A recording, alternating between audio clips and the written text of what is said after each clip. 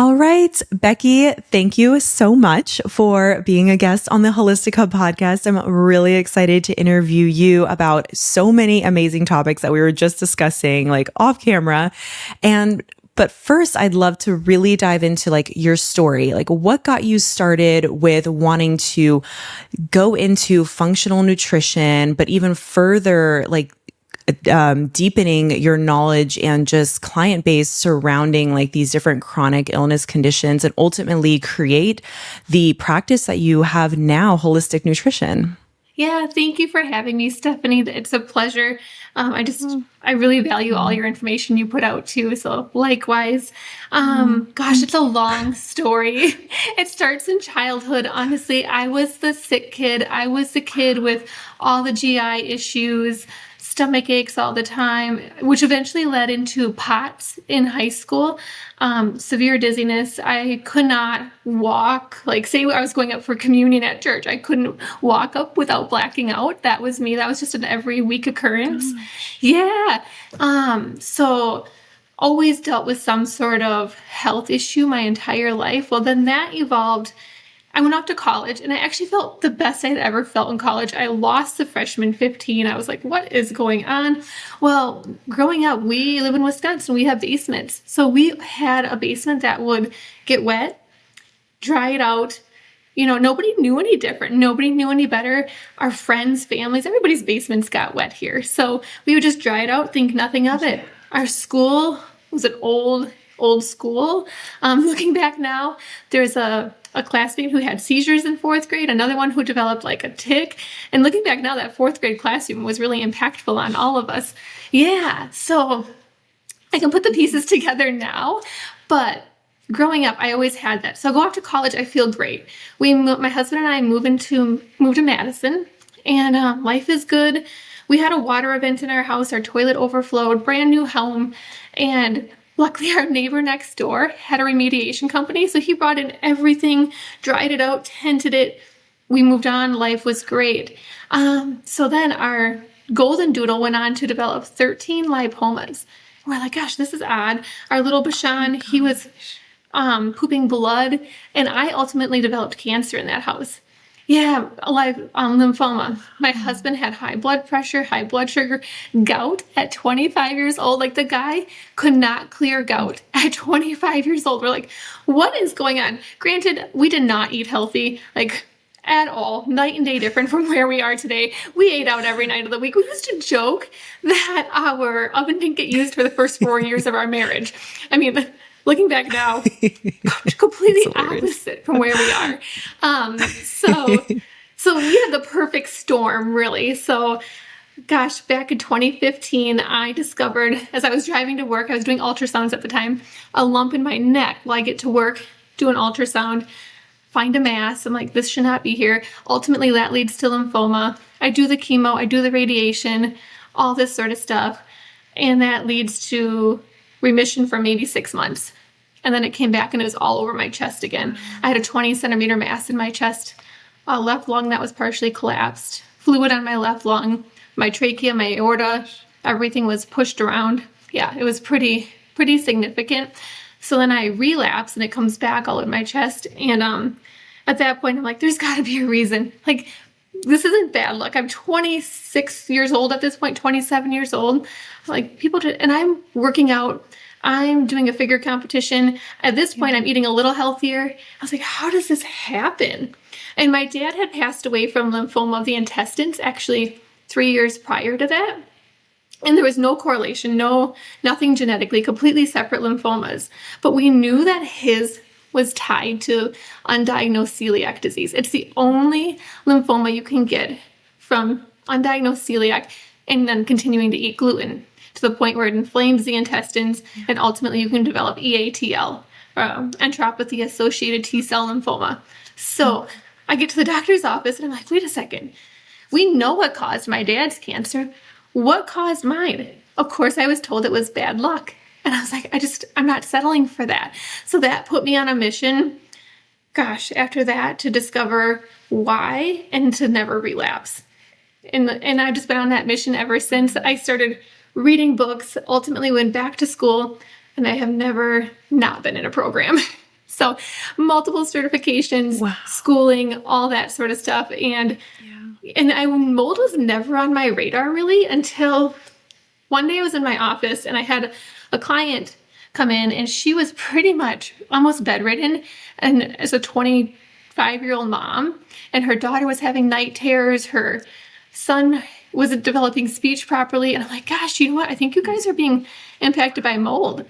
And at the time, my office before I moved in, had gotten wet. They replaced everything but the carpet. And I sit back and I look at myself and I'm like, wait a second, Becky, you're being impacted by mold again. And then all the dots just started connecting, and I have never stopped learning about now mold toxicity, the impact of environmental toxins, along with food and everything else. So food was my first passion, and that's just evolved throughout the years into all these other things because it's all connected. It is.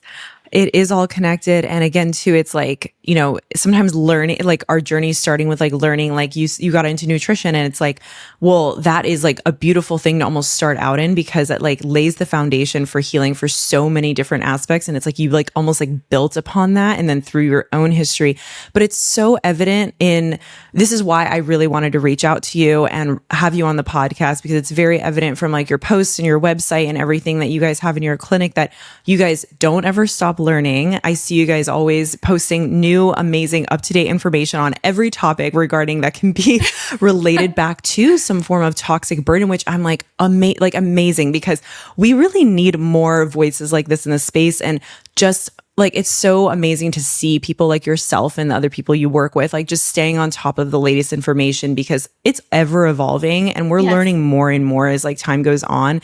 And so it's a beautiful thing to like meet people like yourself that are so passionate and involved in this space. And that's why I'm so excited to interview you regarding all this, because again, these environmental toxicants are such a big part in what can be placing such a huge burden on our bodies. And so I'd really love to start with talking about IBD, Crohn's and ulcerative colitis, because I want to know if this is something that you typically see in your practice as being a result of, in some cases, being a result of just overburdened bodies from environmental chemicals. Yeah, we definitely do. Gosh, my very first case of Crohn's was that childhood friend who had seizures in that fourth grade classroom, later went on to develop Crohn's. And ultimately, it was a case of, he was a painter. He is a painter. Plus being in moldy buildings, painting different moldy buildings, and then led into a huge flare that resulted from knocking down a wall in his house, discovering mold and cleaning it all himself. That put him into a flare.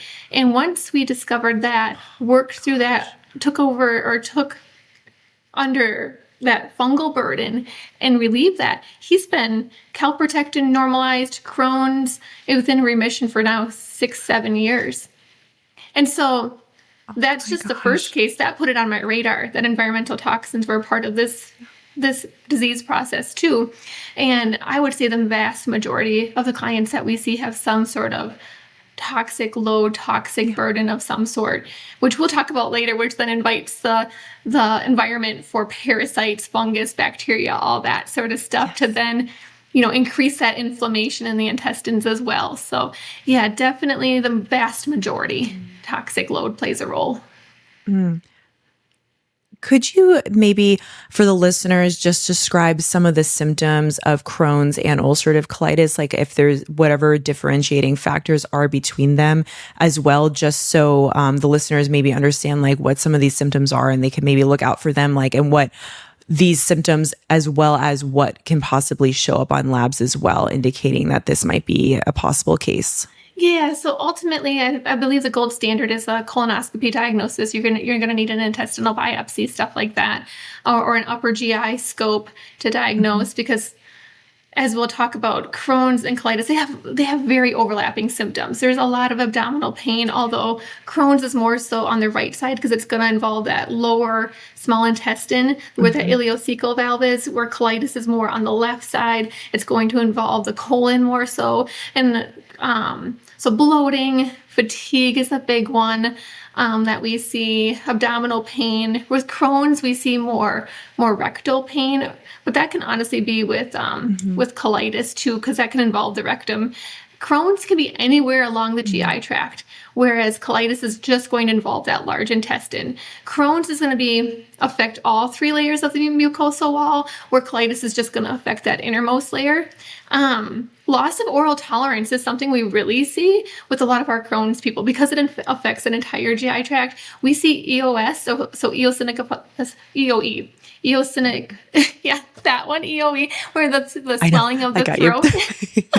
We see that a lot with Crohn's. With colitis, it could be constipation, diarrhea. We do see more bleeding with colitis than we do with Crohn's. Crohn's, we see more narrow stools, almost like pencil thin. We see those type of stools. Weight loss with both of them. Depression with both of them. Anal fissures are more common with Crohn's. And ultimately, our clients are coming to us with a diagnosis a lot of times from their GI doctor. And if we see high calprotectin, which is an inflammation marker on a stool test, we're going to send them in for a workup with a GI doctor for sure. So calprotectin is the inflammatory marker that they use to really measure the degree of inflammation and where the disease process is at. Thank you for that. Now, were these used to be considered autoimmune conditions, but recently the CDC came out stating that they're not a type of autoimmune condition. Now, is this, can you speak more to that? Yeah, correct. So with autoimmunity, we need to have antibodies that can be measurable. So say Hashimoto's, for example, we have the TPO antibodies that are measurable, whereas with Crohn's colitis, there's no antibodies that are measurable. So they have shifted the definition to more so an inflammatory process with a weakened immune system. And they are acknowledging a little bit of environmental factors along with genetic factors, along with the immune system suppression or the immune system dysregulation that happens. So it's moving in the right direction for sure. Yeah. And I think the thing too is that, at least when that came out, I was seeing so much talk of, so even prior to when that, when the CDC was coming out with that definition, you know, when it comes to any type of autoimmune condition, and then including back when it was considered autoimmune with Crohn's and ulcerative colitis, that it's impossible to heal from autoimmune conditions is I think what a lot of people are saying, right? Because that's the diagnosis a lot of people, will sadly get. And then it's like, okay, we'll take this medication or do this lifestyle modification, but this is kind of it for you. And so why might Crohn's and ulcerative colitis then be on the rise? Like what factors maybe play into this? Is there anything that you see as the biggest role? And then ultimately, have you seen, it sounds like you have with many of the clients you've worked with, but would love to have you speak on it more, is like, have you seen a lot of these different cases then go into remission or completely clear up? Yeah. Long story short, yes. Yes, we've seen a lot of calprotectin normalize, bowels normalize, all that sort of stuff. But it's a perfect storm. Like with any disease process, it's really the perfect storm is what happens. And over the years, our food has changed significantly. There's so many toxins now in our food. There's so many artificial things. And there's studies that are linking all of this to Crohn's and colitis. I mean, there's studies showing that polysorbate 80 can play a role, and even your dishwasher pods can play a role. So toxins in the food has dramatically changed. Toxins in our care products, our environment. That's one of the biggest shifts that we've seen over the years, and that is definitely playing a role. BPA, mold, all those sort of toxins are playing a role. So it's honestly a total load theory here. 30, 50 some years ago, we didn't have all these, and we didn't have the overuse of antibiotics and the overuse of NSAIDs too. So that's going to also affect the gut microbiome significantly. Loss of diversity, bad bacteria can take over. Now you're dealing with endotoxins and all that sort of stuff. So it's just the perfect storm. Stress. We've never been more stressed in our lives than ever as we are now. So that plays a dramatic role as well. But yeah, the vast majority of people I have only had one case where we couldn't, and she ultimately went on biologics. But the vast majority of people come to us after failing almost all the biologics. Like that was my first case. He had literally failed every biologic, was down to maybe 150 pounds at 6'4". So there's so much hope when we can rebalance that microbiome, restore that immune function, and address the environment. I love it. It again too, it is really that like well-rounded, like holistic approach to take, because it's rarely just one thing. Oftentimes it's kind of this, almost like this domino effect, or things are like just starting to like pile up, right? Because unfortunately we do live in this, overly toxic world that we're just unfortunately getting exposed to, which, not to sound all dire and everything to listeners, but again, there's a lot of things that we can do in our control. And I love that you're mentioning like these different household products that we're using. Like I do the same thing with every single client that comes through. I have them fill out an environmental toxin questionnaire, because I need to know, what is it that you're getting exposed to every single day? What type of foods are you eating? Are you eating organic, right? Like what were your possible exposures in the past? Like, do you live near a golf course? Pesticides? Like there's, so many different underlying factors that could be playing a role. And it sounds like this is something that you guys really take into account, because again, we can always tie it to, okay, it could have been that water damaged building you lived in, but what else can be also contributing and adding to that load? And I'm assuming that's probably a lot of what you guys probably work with and see as well. Yeah, absolutely. Because it's not just one thing, and we want to improve, we want to lower the overall toxic load. And especially with food, because food is so healing. And so switching that food from toxic to healing, that makes a big difference in and of itself. So it's, yes, the moldy building may have like tipped over the bucket, but what was going on long before then? Mm-hmm. I'm curious then. So like, let's say somebody kind of comes into your office dealing with like either like UC or Crohn's, right?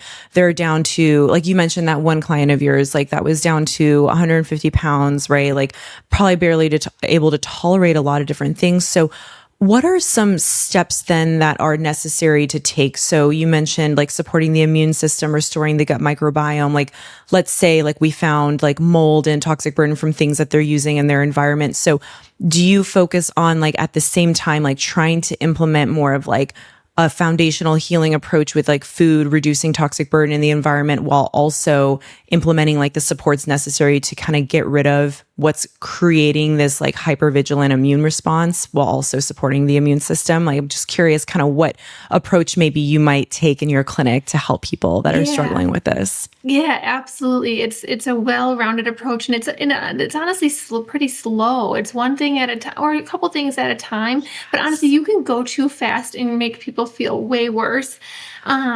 So removing those inflammatory foods, removing what's overburdening the body. So inflammatory foods, so gluten, dairy, the food dyes, the sugar, all of that. And not just removing those, but really focusing on replacing those, nourishing with other foods. And when you are burdened by Crohn's colitis, we would focus on soft foods, foods that are cooked, no raw foods, nothing like that. We'll utilize digestive enzymes if need be, but honestly, even that's too harsh for people sometimes. So it's really just slowing down, chewing your food, all that sort of stuff, and then slowly reducing that toxic load over time, because it can be overwhelming for people. It can be really overwhelming. And then, and a lot of times histamine plays a role. Yeah. So with the immune system and the histamine, that is, there's a huge correlation with that in Crohn's and colitis. So calming that Th2 response and bringing in those bioflavonoids and those antihistamine herbs can be super healing. Oh, that was going to be my next question, was to kind of dive into any type of mast cell or histamine load that's going on in the body with that. So you answered my question perfectly. No, I love that. And honestly, I think this is really great for people to hear, is that it is a slow approach, because I'll get people that are ready to just like, give me all the supplements, all the things. And, it's like, okay, we really got to take one thing at a time. And I understand, because I've been there, you've been there.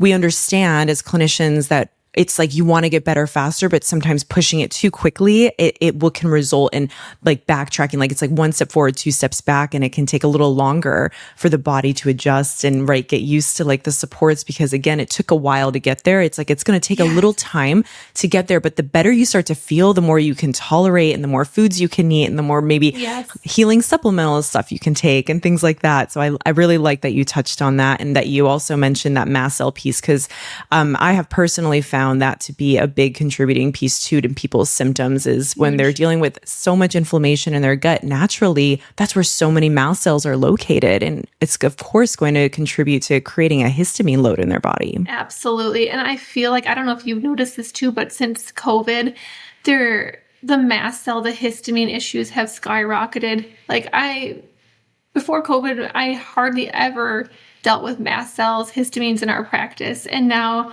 every day it's a daily occurrence. Yeah, I definitely do too. I almost have said, I almost think long COVID is just like a form of mast cell activation syndrome at this point, just because, because I'm just like, you know what? Like, I feel like that's just what it is at this point because of the symptoms and the histamine issues I see as a result. Yeah. I totally agree. And the studies are actually coming out to agree with us.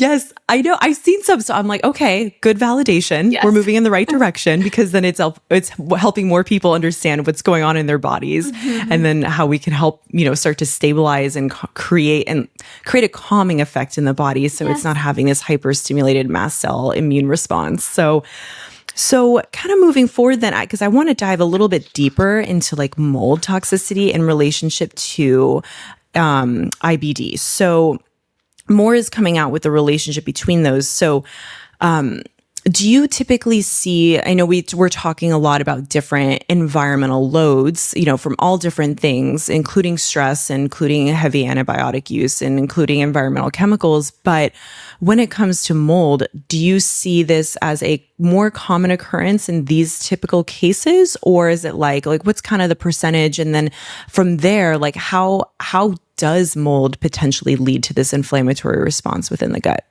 Yeah, I would say at this point in our practice, it's greater than 80% that mold is playing some sort of a role. So yes, the food, yes, the other toxins, but mold is what really tips over a lot of people's bucket. And I think there's a huge correlation there too, because the majority of people with IBD also have the HLA-DR or they have that HLA-DR variant, and so they don't detox mold well. So there's studies showing the correlation there. And mold, when you breathe it in or you inhale it, it affects the entire GI tract all the way down. So it's going to cause inflammation. It's going to suppress that secretory IgA, that innate immune response. So that is huge. It acts as an antibiotic in the body or in the gut. And so you've got that loss of diversity. We see that so often with mold toxicity. So we'll see low secretory IgA, we'll see high bacterial markers, a lot of times H. pylori along with it, and then that loss of diversity. That looks like somebody who's been impacted by mold for a while, because of the way it works. I mean, there's molds out there that are used in immunosuppressive drugs so that when you get a transplant, your body doesn't reject the transplant. So that's just how powerful it really is. So when you're getting within that 80% of individuals that are dealing with that mold load in their bodies, what are some steps, or maybe not even steps, but what are some of the biggest factors you've seen be so helpful in achieving recovery from this mycotoxin burden that they might be dealing with? And if you could, I'd love for you to maybe speak to gallbladder support, enterohepatic circulation, because I feel that probably plays such a huge role in especially dealing with these IBD patients as well. So would love to hear maybe some of those big steps that you have seen just be so pertinent to being able to treat mold toxicity successfully. Yeah. So addressing the diet first and foremost. A lot of times our people with mold toxicity can't tolerate grains. So because those grains either feed the mold or the fungal burden, or they're moldy themselves. So addressing that and then calming the mast cells, balancing out that immune response, those are the first two things, absolutely. Ensuring that they're having bowel movements, calming that inflammation. So we will use things like slippery elm, DGL, marshmallow root, all that sort of stuff to kind of like just calm that inflammation from the stomach all the way down. So we will use that, and that allows us to then, our clients to then tolerate other things. Because if you're going to go after this with just heavy hitters and your immune system's still off, inflammation is still high, that's a recipe for disaster. So we really focus on mast cell stabilization, immune stabilization, decreasing inflammation, and then we start to address things. But you have to have the bowels moving. And then after the bowels are moving, we want to get bile moving, because that's going to carry out toxins. Yeah. And then you could consider maybe adding on a binder to then bind up those toxins in the bile so they don't recirculate and become more toxic. But we really have to go in a systematic order of operations. And then the liver, stuff like that. I'm curious, when it comes to specific mycotoxins, are there any that you see more prevalent in like these cases, like particularly maybe like trichothecenes or gliotoxin or anything that seems to be a little bit more of like a heavy burden? Or do you typically see just like it could just be like a mix of all different types? Gliotoxin, yes, because that's going to be honestly from probably a candida fungal overgrowth in the body more so than anything. Aflatoxin, we do see quite a bit of. Trichothecenes, yes. Ochratoxin A, we see a lot of ochratoxin A, but it's just a combination of so many of these. There's not one or two that really stick out. Yeah. Okay. And something I saw you mention in one of your postings was talking about the importance of like blood sugar stabilizing, mineral rebalancing, right? When it comes to treating mold toxicity successfully, which I couldn't agree more with. Because again, when there's things that are going awry in the body from this heavy mycotoxin load, then, it's setting off so many like balances in our body and creating so much unbalance in different areas. And it's important to sometimes be able to address these different areas as well, instead of just waiting till, the end of their detoxification and hoping that things start to balance out, because we want to be able to create less inflammation and create more homeostasis in the body, even while we're working through detoxing. So I'd love for you to maybe speak more to that, as how you, if you do like to implement that into your treatment for mold toxicity, and how maybe you like to go about it. Yeah, blood sugar is foundational. For sure, blood sugar balance is foundational, because when we're on that blood sugar roller coaster all day long, we're fueling inflammation. And our goal is to decrease inflammation any in which way we can. And there's also a huge connection there with histamines. As you know, when blood sugar is low, the body's going to pump out cortisol, and that's going to increase histamine intolerance. And histamine actually impacts insulin and can cause hypoglycemia and on the same time. So a lot of times people with histamine intolerance issues, they struggle with hypoglycemia, and they actually need to eat more often and keep that blood sugar balanced even more so than more than other people. And stress influences the blood sugar. It influences histamines. Stress is a huge part of that. So balancing blood sugar with food, but also lifestyle practices, just to decrease overall inflammation and decrease the burden on the liver. I mean, if we have these high blood sugar, our liver is going to store that. Now it doesn't have the capacity to detox as well. So we're asking it to do even more when it really can't. And that is also going to impact and burden the cells. So there's so much that goes into blood sugar balance that's why it's foundational, foundational. Mm-hmm. I love that. No, I just love that you mentioned that, because I completely agree with you. And if we are continuing to, even if we're doing so much amazing supports for being able to, decrease the toxic burden and support other areas, like if there is a blood sugar issue, like that is something that is going to be consistently fueling that inflammation roller coaster, like you mentioned. So I love that you mentioned that. And something that I've been excited to chat with you about is, do you typically see parasites as a root cause for IBD as well? And if so, what testing do you typically utilize to identify if that's the case? And then like, what's kind of your approach to that? And to add on to that question, I just thought of this too, is parasites and mold. Do you ever see those together as like being like potential two causes for it in the same person? Yeah. So parasites as a root cause. What came first, the chicken or the egg? Was it the toxicity or was it the parasite? I don't think we really know at this point, but it's definitely a root factor because of the immune dysregulation it can cause, the inflammation or they can cause. And I actually had a client at one point come to me and he developed Crohn's after working in a wastewater treatment plant and inhaling like the wastewater without a mask on and stuff. So and parasites were a huge factor for him. And another lady, she developed Crohn's in a moldy high school. Well, I saw her 15 years down the road and her candida was off the charts, but we got that under control and it was still having colitis type symptoms. But once we parasite cleansed and addressed that, completely gone, calprotected, normalized.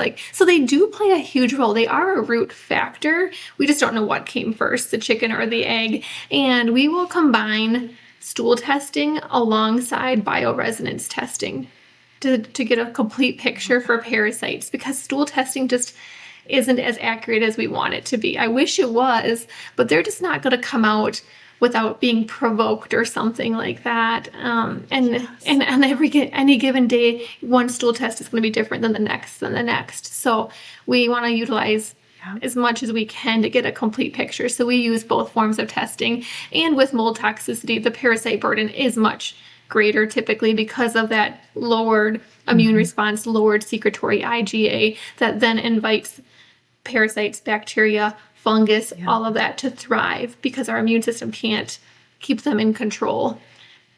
And not all parasites are bad either.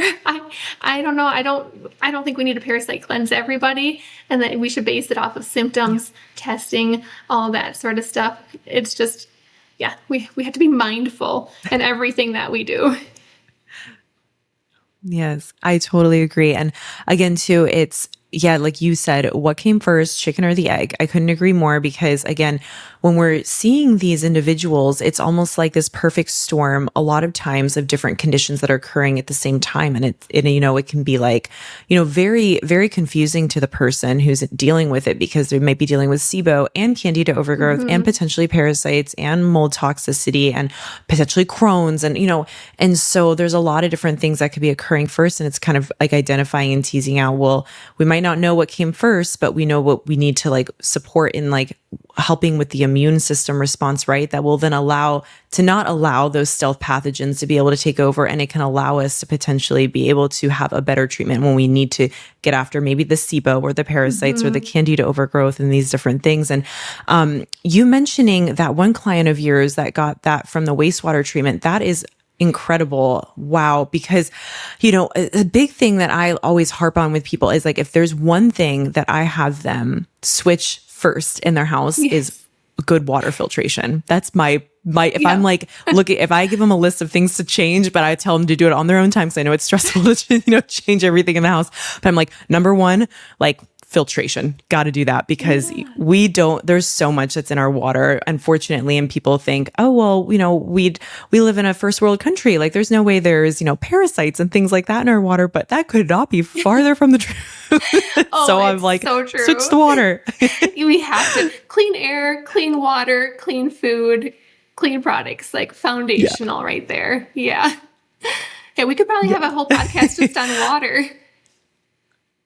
Oh my, honestly, I've actually mentioned that to another person I had on the show too. I was like, I feel like I should, because that is such an important topic, like just to understand like what is in our water, from like what they're using to try to purify the water and clean it, like chlorine and these different things. But yeah, it might be, addressing certain bacteria and things that are in the water, but it can create other issues too. And so being able to just have that understanding, like we're talking about, it like makes a world of difference in being like, oh, this makes sense why a $400 water filter like that will last you forever is the best investment for your health. It really is. I mean, chlorine acts as an antibiotic too into the gut. And so that's going to impact the digestive system, Crohn's, colitis, a lot of disease processes. Fluoride, bromide, that's going to impact Hashimoto's and the thyroid. So clean water, foundational as well. So foundational. Yep. Food and water. So I love that you touched on with testing for parasites. I'd actually love for you to maybe explain to the listeners what bioresonance testing is, in regards to, checking for parasites, but maybe for other things too. If you could provide just a little background on that. Yeah. So it kind of comes down to quantum physics. We're all energetic beings. We all have a certain vibration. So things within inside us also have a vibration. So we can take hair and saliva samples and put those into a machine, measure those certain vibrations, and then that will tell us what those things are vibrating at, what they are then. And it'll put it in order of priority, which is just wonderful. So we can address those things as they're interfering with the body. So that's the long and short of it, is it's all energy based, which is not woo-woo at all. I love it. No, not at all. Now, I've actually had bioresonance testing done in person, but I've seen clinicians be able to use it virtually as well. So do you utilize that virtually too, like maybe with your guys' clients that are not based like locally to where you are, and still be able to utilize that as well, like for them? Or does it usually need to be in person? Oh, that's wonderful. It's virtually. Yeah. All of our testing, whether that's mycotoxin, organic acid, stool, bioresonance, it's all shipped to them. And then they just do it at their house and ship it back to the lab. So super simple.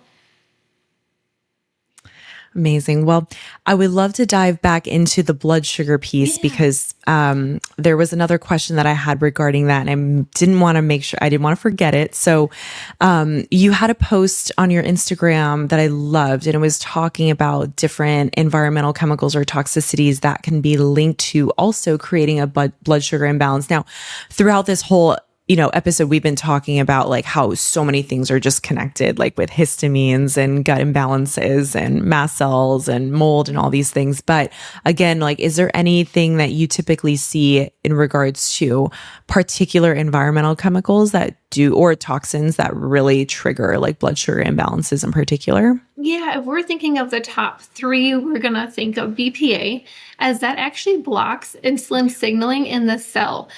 So that's a very prominent one. We're also thinking of glyphosate. That is going to damage the liver and affect insulin, or our ability to manage insulin. That's also going to create inflammation. So glyphosate's another big one. And then, not to reiterate, but mycotoxins are a huge one that affect blood sugar. And that's coming back to that bile, the liver, the cell damage, the GI damage, because then when you have that GI damage and you have those bacteria that are producing endotoxins, those are going to overwhelm the liver as well and affect blood sugar regulation. I had a client who came to me, her A1C was 11.6. She was eating beautifully, 11.6. I was like, wow, it can't be your diet. Well, her basement had a moldy wall, so she cleaned it. 10 years prior to this, no mask, nothing, completely crashed, and had high blood pressure or high blood sugar ever since, that to the point where she had a continuous glucose monitor and continuous insulin pump. So we started working on elimination, bile, and the liver, and within 3 months, she was down to an A1C of 6.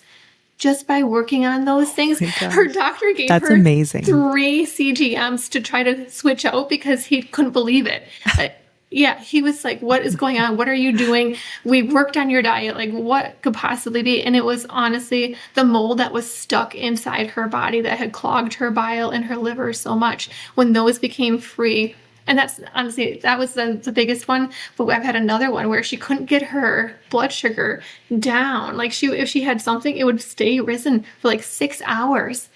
And once we got the bile flowing, the liver working better, completely normalized and was having normal reactions. So toxins definitely play a role. I see that a lot as well with mold toxins. Yes, definitely. And, well, I want to circle back to BPA, but again, on the topic of mycotoxins, it's so important because I agree with you. Sometimes I feel like I'm a broken record over here, like on my Instagram or my TikTok or something. I'm like, mycotoxins. But, again, they really play such a huge role, especially now that we know, like, how more prevalent like water damaged buildings are like in America, and like more people's exposures, our bodies are just exposed to so much, which weakens our immune system to then, be a little more susceptible as well to these environmental toxins that are in our environment, particularly these mycotoxins. And yeah, that's incredible to hear. I love that you talked about how just normalizing like bowel regularity, bile flow, supporting liver, like how that in and of itself can be powerful enough, like, because that is allowing the body to then be able to regularly detox, as opposed to needing to go in with heavy hitter binders or do these things, and those have their time and place as well. But there's so much, like you're mentioning, that we can do foundationally to just awaken these organs of digestion to help them do their job more efficiently and be able to detox, which is important. Yeah, absolutely. We've just seen so many cases where somebody brought in Welcall or some heavy hitter binder too soon, and the client was coming to us just miserable because bile circulation wasn't in place, bowels weren't moving, liver wasn't optimized. So there's just a toxic overload, and binders just aren't the end all be all. Yes, there's time and a place, absolutely. And actually food is a great binder. So fiber is a great binder too. So there's just so much we can do naturally and foundationally that are also then going to sustain you long after you see us. Definitely. Yes, fiber is amazing because then it also helps with the bowel regularity too, once we can get that on board at the right time. And so, yes, I am a big fan of that insoluble fiber binding. It's the best universal binder there is. So amazing. And it's kind of circling back to BPA. So yes, I see that a lot as well. And unfortunately, we're just surrounded by so much plastic use. Some studies I've seen show that just minimizing or stopping your plastic use can start to allow that BPA to kind of circulate out of the body. It takes like maybe, I think it was like 3 or 5 days or so to be able to kind of excrete from the system. Broccoli sprouts, sulforaphane, I have found to be very helpful as well. Is there anything in particular you have found as like great supports in helping somebody to kind of maybe detox out some bisphenols from like their system? Or is it mainly just discontinuing use of how it comes into contact with things we do every day, like, eating food and drinking water? Yeah, of course, that's important. We want to reduce our exposure so we're not continuously being exposed, for sure. But you're correct. Sweating is a huge one. We do sweat out BPA, but also, have you seen the study that Body Bio did with phosphatidylcholine? And they had people take 2 tablespoons of phosphatidylcholine for 6 months, and their levels of BPA went from the red to very minimal. So that just speaks to the power of supporting that cell membrane and supporting that bile to eliminate these toxins. So yeah, that's huge. Sweating is huge. Broccoli sprouts, fiber, just supporting the overall liver with, different supports, milk thistle, those sort of things, but also cruciferous vegetables, protein, all that sort of stuff. Yes, I'm so glad that you brought that study up. I did see that, and I have to tell you, I think phosphatidylcholine is probably like one of my favorite supports all time. Agreed. Just totally like for everything. Yeah, 100%. Yeah, it's amazing. Yeah. Yeah. It's great. No, that's wonderful. I love that. So are there any other conditions that we didn't go over today that you see in your practice that like may also be affected by toxic load as well? So, we went over like histamine issues, blood sugar imbalances, like, Crohn's and UC and things like that. And are there any other conditions as well that you see pretty commonly in your practice, like affected by mold or other, parasites, things like that? Yeah, definitely. So we work with a lot of children as well. So we see pandas. There's a huge environmental toxin, pathogen load burden there. Autoimmunity. I am convinced that autoimmunity is the result of an overloaded toxic burdened body, for sure. So autoimmunity, pandas, ADD, autism. I know that's, coming out right now with RFK and everything, but there are so many environmental factors that impact autism. That's a whole nother podcast. Eczema is huge. That could be an environmental thing. It could also be a gut microbiome thing. Hormonal issues are hormones, PCOS, greatly impacted by environmental toxins as well. Endometriosis.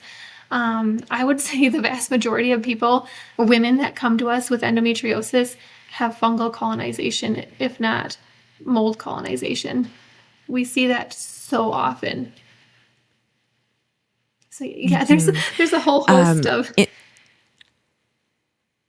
I know. And I'm absolutely in agreement with you when it comes to autoimmunity that the majority, if not most of them, are going to be impacted by environmental chemicals or toxins that are in our environment, just overwhelming our body's ability to detox them out and resulting in that buildup and then creating inflammation, which results in that. And so absolutely. And I've seen a lot personally with a lot of my clients that a lot of positive autoimmune panels like ANA, come back and then we, start to get rid of their toxic burden, working and supporting their body foundationally on the, on the upward. And it's amazing when they can get their blood work back and it comes back negative. And it's just incredible because the body really does know how to heal. It's just getting that roadblock out of the way to allow it to do so. So really does. I love that you touched on that part. And, and do you have any particular testing that, we talked about, different toxic burden tests, bioresonance testing, things like that, and stool testing, but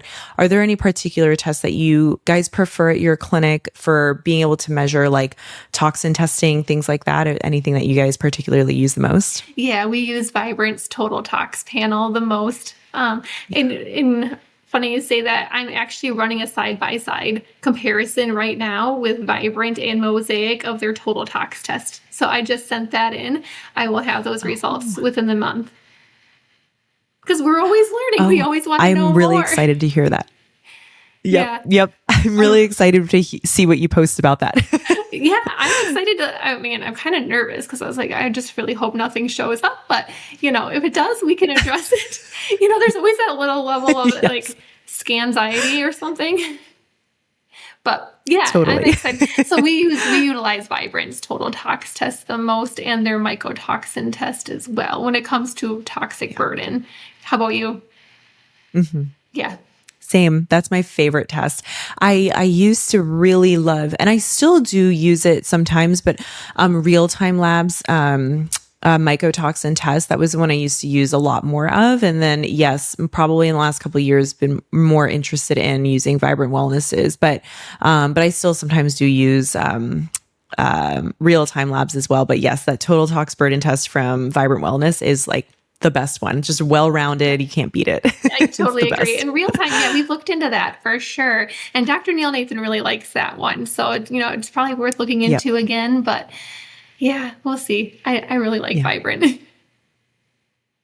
Me too. Especially when you're used to using one for a while, then you kind of, it's just like, you're used to it. It's great. And I consider it to be one of the best ones. So completely absolutely. Agree. But I would love to kind of leave the floor to you if you have anything else that you wanted to mention that we didn't go over today.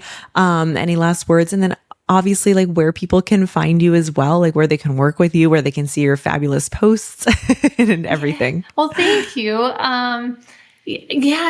Check us out on social media. honestly, CGM, a continuous glucose monitor, has been one of the most impactful devices I've ever worn. So if somebody's wondering where their blood sugar is, what's happening, just wearing a CGM for 2 weeks to a month can bring you so much insight into your healing journey. So that's a great place. When it comes to talking about these toxins, learning about these toxins, I remember being so overwhelmed at first. And it's really just taking a step back and focusing on what can you change one thing at a time in your house, what's on your body, stuff like that. Just being super mindful of not overwhelming, because the stress of it can be just as toxic as the toxins themselves. So just slowly, mindfully, within your budget, replacing one thing or another, and releasing that need to compare to those on social media, whether you have the right air purifier, water filter, you can only start with a pitcher, you don't have a green field. Honestly, it all matters. It all adds up. It's all making a difference. And so we try to be super mindful of people's mental state, budget, all of that sort of stuff when converting to a non-toxic lifestyle, because we don't want it to become such a stressor. I mean, discovering mold is a stressor in and of itself. Thank you for that. Yeah.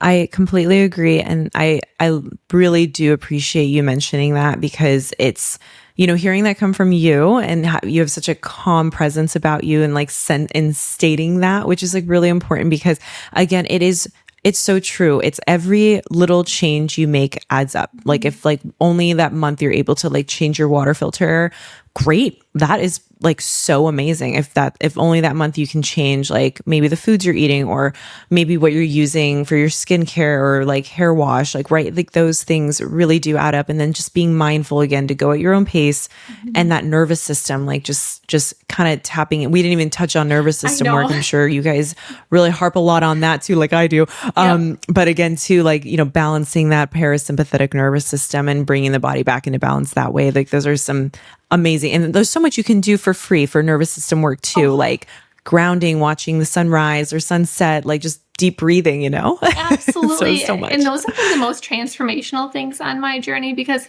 I mean, losing my dad, going through cancer, having mold toxicity twice, my nervous system was a wreck. And I've done the programs, going through, they could be super helpful. But it's the changes you make in your daily life. It's the sunsets. It's the sunrise. It's not looking at your phone first thing in the morning. It's conversations with your husband over coffee. It's being present. It's walking out in nature. That honestly, hiking in nature has done wonders for me through my journey. Wonders. Me too. Yeah. Yeah, that's, that is, I think that's so important for people to hear. Again, that, like there's things that we can just do, like those little things that are in your house. Like you don't need to purchase like some big program even though many are so unbelievably helpful. But again, because that can be so overwhelming to do and have to go through. And there's changes you can make every day, even if it wasn't a specific like deep breathing exercise. It's just not looking at your phone in the morning, or having great chats with friends, or your, husband, wife, mom, dad, everyone, like, and I think that's a really important piece to bring up. And I will say too, that was probably the biggest thing for my journey as well, as addressing my nervous system. I actually think was like 60 to 70% of it for me, to be quite honest with you. It was just being able to get back into a regulated state, which I didn't realize I was in such a hyper type A like personality my entire life. So being able to slow down and tell my body things are okay, like really allowed everything to work much better and easier for me in my journey. So absolutely agree. Honestly, cancer was a blessing in disguise when it comes to that, because I finally connected to my body. I mean, you have to be pretty disconnected to realize you have a 20 centimeter mass growing in your chest, and like you have a left pleural effusion. So that was a huge wake up call, a huge blessing. I would go through it again to now have the perspective, have the awareness and the connection, and loving my body for the first time ever. Like that's huge. So stepping into that and slowing down, just transformational. Oh, Oh, Becky, you have been so amazing to talk to. This has been such an amazing, enlightening conversation. I really know so many people are going to love this one. You gave so much valuable pieces of information and in such an amazing, calm presence that you have. And then I can tell that you give to every single person you work with, which they're very lucky to have you and the whole team at Wholistic Nutrition, which I'd love for you to just tell people where they can find you guys, website, and what your Instagram link is, if there's anywhere else that you'd like people to follow as well. And yeah, where people can find you. Yeah, there's a whole team of us. There's 4 of us now who are just as passionate and just as kind and sweet and everything. And we are at Wholistic Nutrition, but that's with a WH, Wholistic Nutrition LLC, on Instagram, on Facebook, and it's holisticnutritionllc.com. And then that'll have our bios, that'll have our testimonials. There's actually way more on Instagram. And then that'll have our online non-toxic store, because we're trying to make it easy for people to convert their lifestyle to non-toxic. Oh, that's so helpful. That's great. I love that. Well, thank you. Thank you for sharing your story, for your sharing your wisdom, and for all that great information you gave. It was a pleasure chatting with you. So thanks for being a guest. Thank you, Stephanie. And thanks for all you do and put out and all the awareness you're creating in this space too. Thank you so much.